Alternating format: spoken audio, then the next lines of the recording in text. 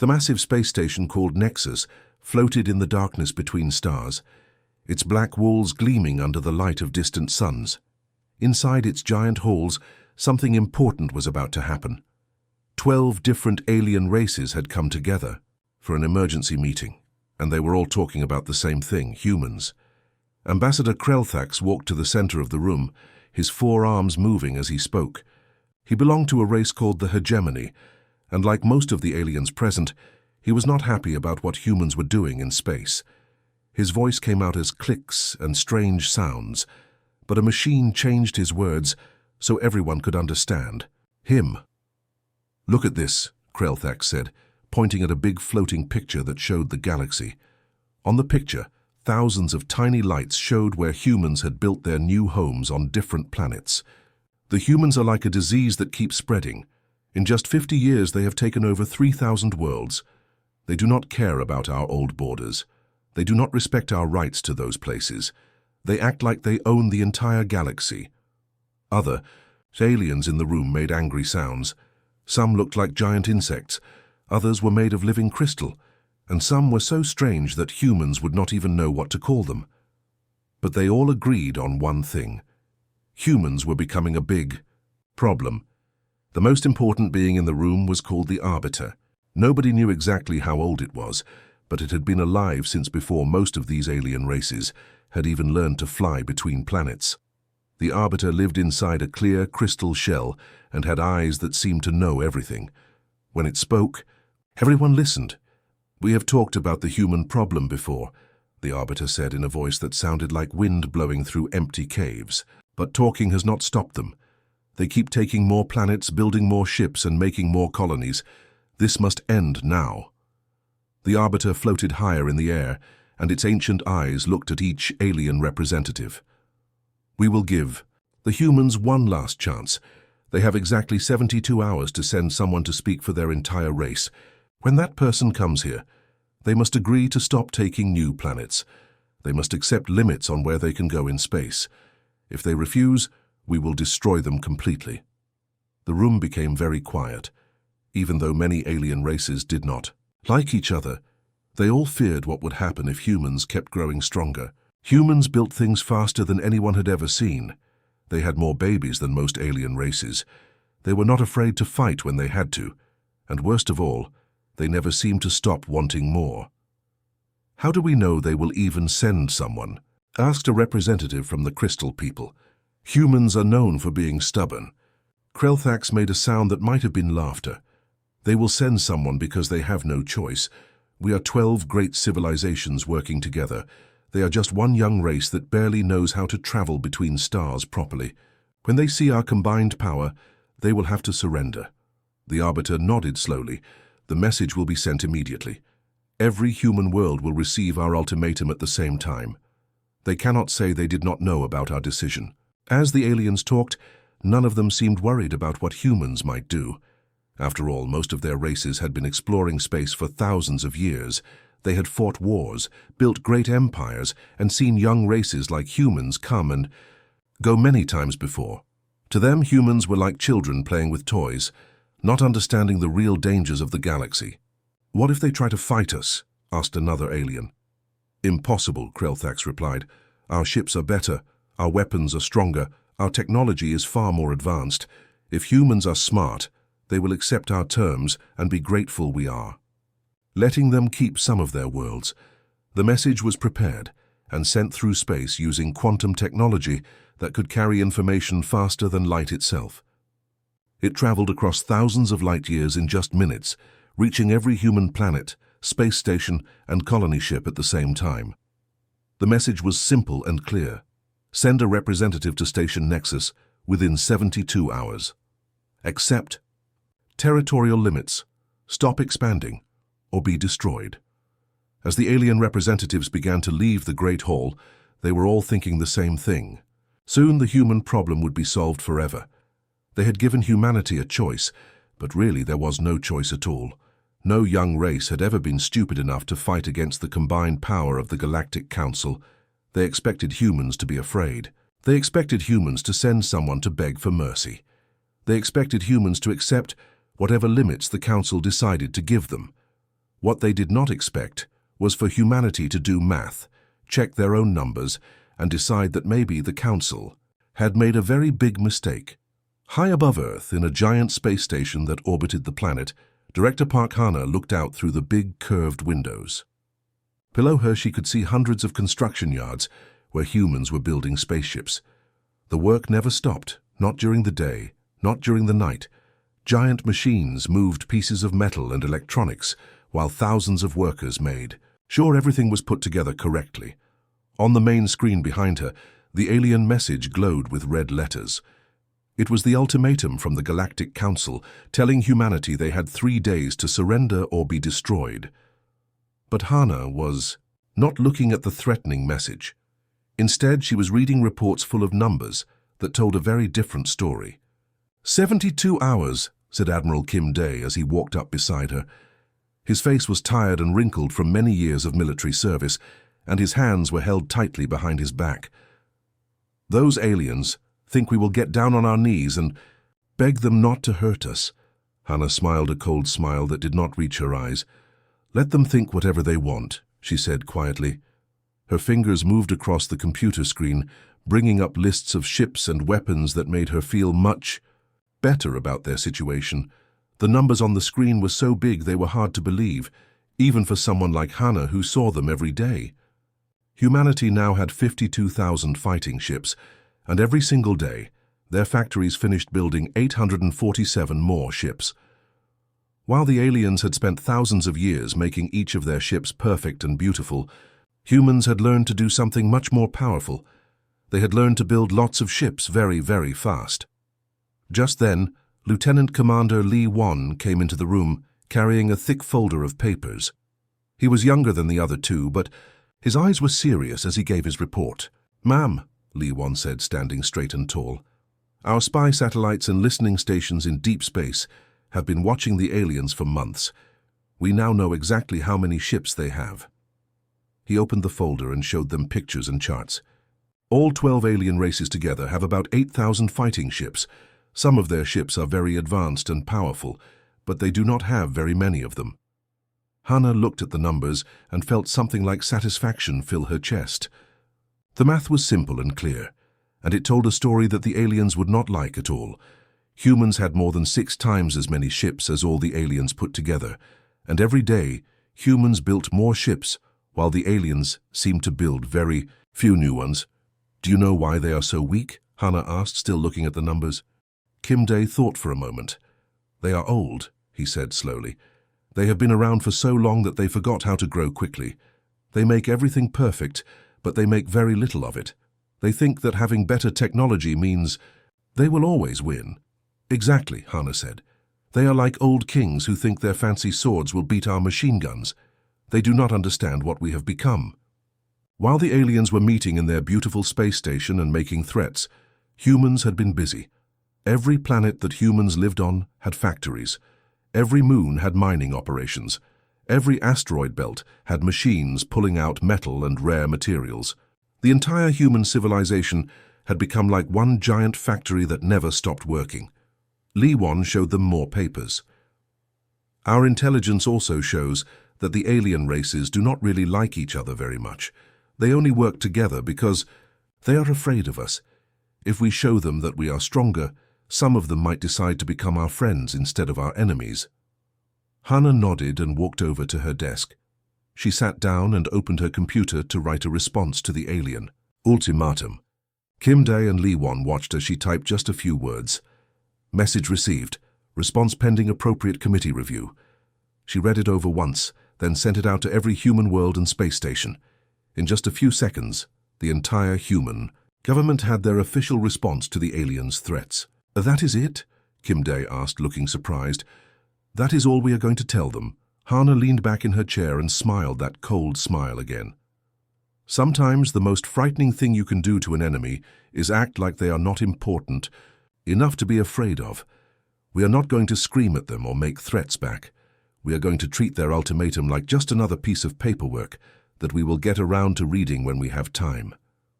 Lee Won started to understand what she was doing.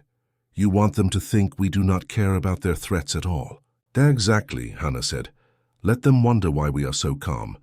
Let them try to figure out why we are not scared. And while they are wondering and trying to figure it out, we will keep building more ships. The message was sent across space to the Alien Council. It was polite, boring, and completely without fear. It was the kind of message that a big company might send to someone complaining about bad service. And that, Hana knew, would scare the aliens more than any threat or angry words ever could. Dr. Choi Min sat in the pilot seat of her spaceship as it slowly moved toward the huge alien space station. Her ship was called the Quiet Harbor, and it looked very ordinary from the outside. The hull was painted a boring grey color, and it did not have any fancy decorations or bright lights. Anyone looking at it would think it was just a simple research ship used by scientists to study space. But that was exactly what Min wanted them to think. Hidden inside the plain-looking hull was the most advanced spy equipment that humans had ever built. Sensors that could see through metal walls, computers that could break alien codes, and communication systems that could send information across the galaxy in seconds.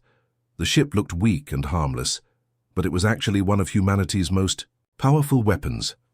As the ship got closer to Station Nexus, Min could see how truly massive it was. The station was bigger than most cities on Earth, with towers and domes stretching out in all directions.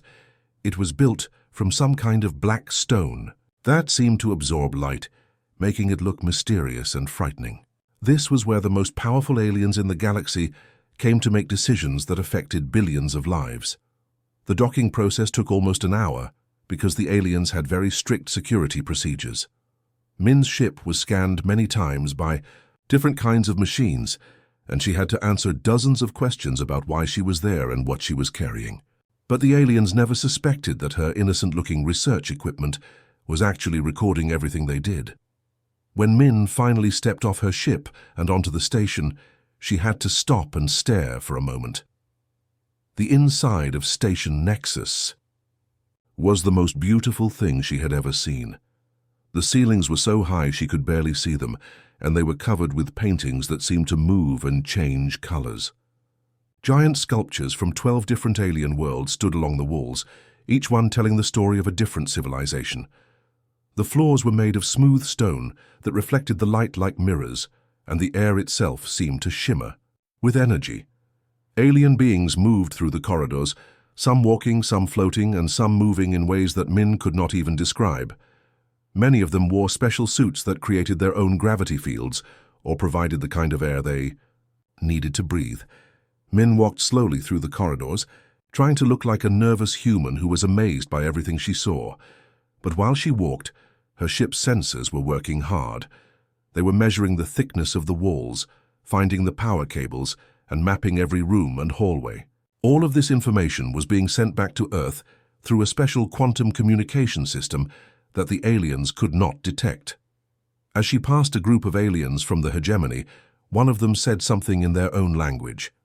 Min's translator device changed the alien words into Korean, and she heard, "Look at the primitive mammal. It walks around like it owns the place."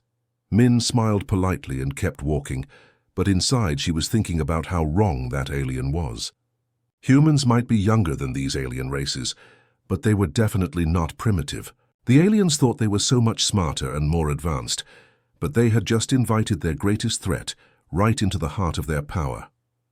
The corridors of Station Nexus were designed to make visitors feel small and unimportant. Everything was built on a huge scale, with decorations and artwork that showed the long history and great achievements of the alien civilizations. Min was supposed to walk through these halls and feel afraid, knowing that she was surrounded by beings who had been traveling between the stars for thousands of years before humans even learned to make fire. But Min was not afraid. As she walked, she was counting security cameras, looking for weapon systems and noting which areas seemed to be the most important. Her ship's computers were building a complete three-dimensional map of the entire station, showing every room, every hallway, and every possible weakness.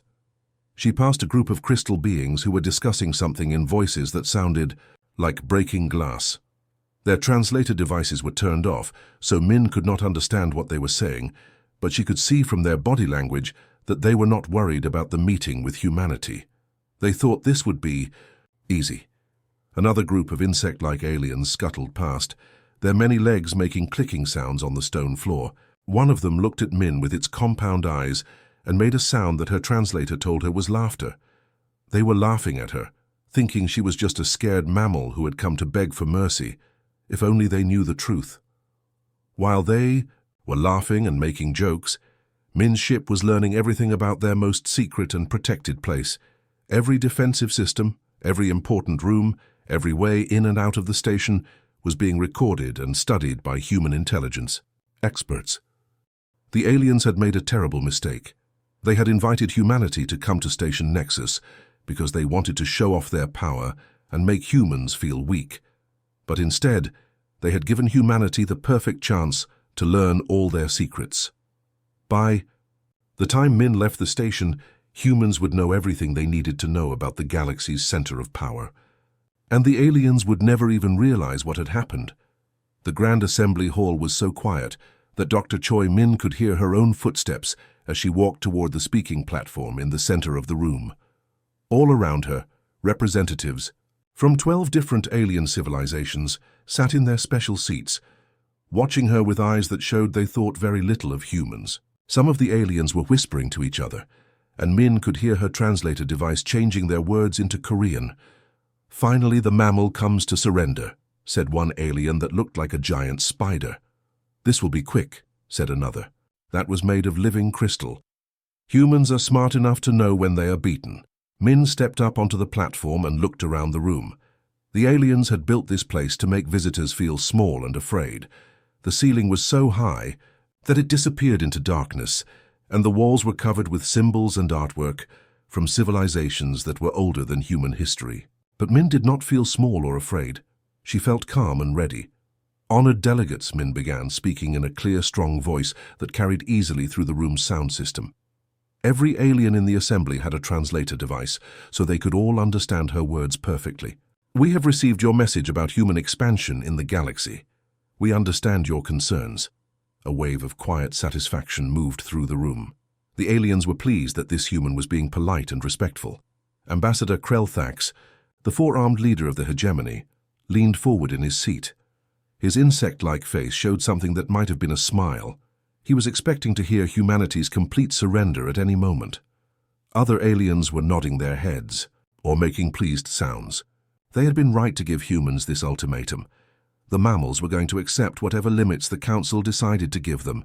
Soon, the human problem would be solved forever. "However," Min continued, still using the same calm, businesslike tone that a person might use when talking about the weather, "we must respectfully decline your territorial restrictions."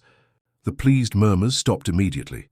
The room became so quiet that Min could hear the humming of the station's power systems. Several aliens looked confused, as if they had not heard correctly. Others looked angry. Ambassador Krelthax's forearms moved in what Min recognized as a gesture of surprise. "Perhaps there was a translation error," said the representative of the Crystal people, their voice sounding like wind chimes. "Surely the human did not just refuse our generous offer." Min looked down at the small tablet computer she was carrying and read from it as if she were reading a shopping list. "Our intelligence services have been monitoring your military capabilities for some time now. According to our most recent analysis, your combined fleets total approximately 8,000 combat vessels across all 12 civilizations." The silence in the room became even deeper. Some of the aliens were starting to look worried. How did humans know so much about their military strength? That information was supposed to be secret. Min continued reading from her tablet in the same matter-of-fact voice. "As of this morning, humanity operates 52,847 armed ships. Our production facilities are currently completing more than 800 additional vessels every standard day." The numbers hit the alien representatives like a physical blow. Some of them started making shocked sounds. Others began talking rapidly to their assistants, demanding to know if these numbers could possibly be true. Ambassador Krelthax's forearms were moving frantically as he tried to communicate with his home world. "Impossible," whispered the representative from the floating jellyfish people. "No race builds ships that quickly."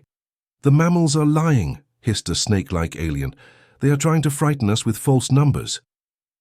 But Min was not finished.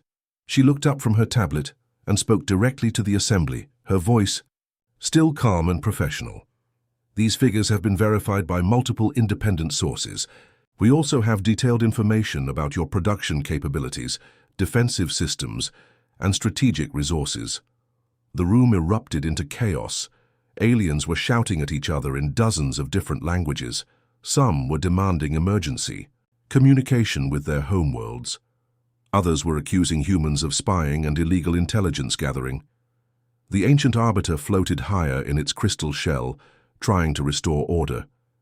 Min waited patiently for the noise to die down, then continued speaking as if nothing had happened. "We appreciate your concerns about human expansion, but the mathematics of the situation are quite clear. We have more ships, better production capacity, and superior intelligence gathering capabilities." She closed her tablet with a soft click and looked around the room one more time. "We suggest that you adjust your expectations accordingly. Rather than trying to limit human expansion, you might want to consider how you can work with us in a mutually beneficial relationship." The silence that followed was different from before. It was not the silence of anticipation or satisfaction. It was the silence of beings who had just realized that everything they thought they knew about the galaxy had suddenly changed. Min gave a polite bow to the assembly. "Thank you for your time. We look forward to future discussions." As she walked away from the platform, the aliens watched her go with very different expressions than when she had arrived. They were no longer looking at a primitive mammal who had come to surrender. They were looking at a representative of the galaxy's new dominant power. 6 months had passed since that historic meeting at Station Nexus, and the galaxy looked completely different now.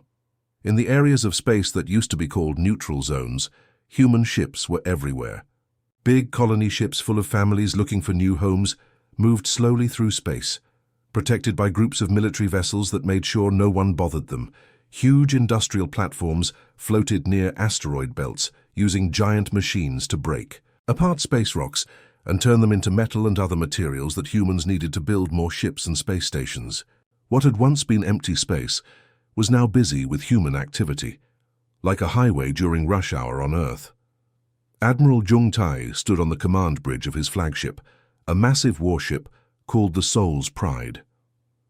Through the big windows in front of him, he could see a convoy of human transport ships carrying supplies to a new colony. But what made him smile was what he could see in the distance. Several ships from the hegemony, the same alien race that had threatened to destroy humanity just months ago. The alien ships were keeping a respectful distance from the human convoy. Just like a smaller dog might stay away from a bigger, stronger dog, these were the same beings who had called humans primitive mammals and had demanded that humanity stop expanding into space. Now they were being very careful not to get too close to human ships without permission. "Sir," said Captain Park Ji, Jung Tai's second-in-command, "we are receiving another communication from the hegemony escort vessels. They are asking if they can come closer to discuss a new trade agreement." Jung Tai nodded slowly. It was amazing how quickly things had changed. Just 6 months ago, the hegemony had been making threats and talking about wiping out humanity. Now they were practically begging to be friends and business partners. "Tell them they can approach, but only 2 ships at a time," Jung Tai said. "And remind them that they need to follow our safety protocols." Meanwhile, back at Station Nexus, Dr. Choi Min was sitting in her new office. The room was much smaller than the grand halls where the alien representatives held their meetings, but it had something more important, a permanent place for humanity in the galactic government. The sign on her door read, "Human Observer to the Galactic Council," in several different languages. The meetings of the Galactic Council still happened every week, just like before. The alien representatives still sat in their fancy chairs and discussed problems from around the galaxy. But now everything was different. When they talked about territorial disputes or trade agreements, they would look over at Min to see what she thought about their ideas.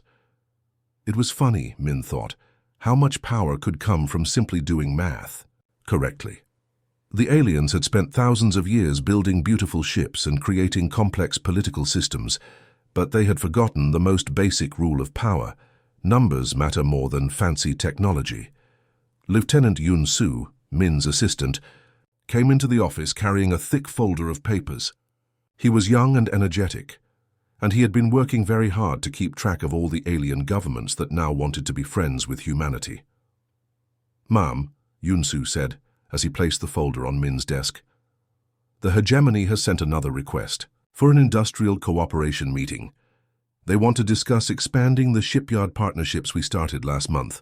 Min looked at the request and almost laughed. The hegemony, which had once been humanity's biggest enemy, was now trying very hard to become humanity's best friend. They had seen how quickly humans could build ships, and they wanted to learn how to do it too. More importantly, they wanted to make sure they stayed on humanity's good side. "Schedule the meeting for next week," Min said, signing the approval form, "but remind them that any technology sharing agreements will need to be reviewed by our security committee first." As Yun Su left to make the arrangements, Min looked out the window of her office at the busy corridors of Station Nexus. Alien representatives were walking back and forth, just like they always had. But now, when they passed by her office, many of them would nod politely or even stop to ask how she was doing. The change had not happened because of big battles or dramatic speeches. It had happened because humanity had done something that seemed very boring, but was actually very powerful. They had counted their ships, compared those numbers to what the aliens had, and then calmly explained the math to everyone. The aliens had expected humans to be afraid when they received the ultimatum. They had expected begging and pleading and promises to behave better. Instead, they had gotten a spreadsheet showing ship counts and production numbers. It was not exciting or dramatic, but it was absolutely devastating. Min opened her computer and began working on the daily reports that would be sent to Earth. The galaxy had tried to give humanity an ultimatum, thinking that numbers and threats would make humans submit. Instead, humanity had responded with better numbers and no threats at all. Sometimes, Min thought, the most powerful weapon was not a laser cannon or a nuclear bomb. Sometimes, the most powerful weapon was simply knowing how to count very, very well. The galaxy had learned a hard lesson about mathematics, and humanity had learned that sometimes the best way to win a war was to never actually fight one at all.